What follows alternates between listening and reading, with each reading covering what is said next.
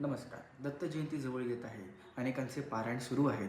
त्याचप्रमाणे काही लोकांना पारायण करण्याची इच्छा असून सुद्धाही त्यांना पारायण करायला काही मिळालेले नाही आहे. तर अशा लोकांनी दत्त महाराजांचा कोणत्या मंत्राचे पठण करून महाराजांचा आशीर्वाद प्राप्त करून घ्यावा हे तुम्हाला मी आज सांगतो आहे. हा मंत्र कुठला साधासुद्धा मंत्र नाही आहे.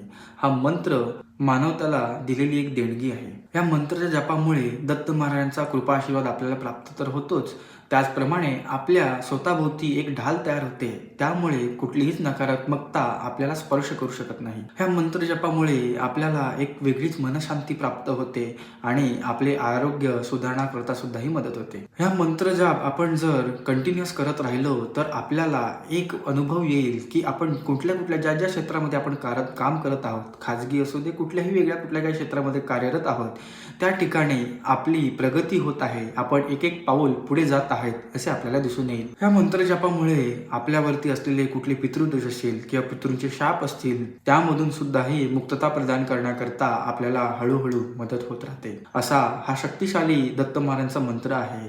तो मंत्र कुठला आहे तर हा मंत्र आहे दत्तमाला मंत्र.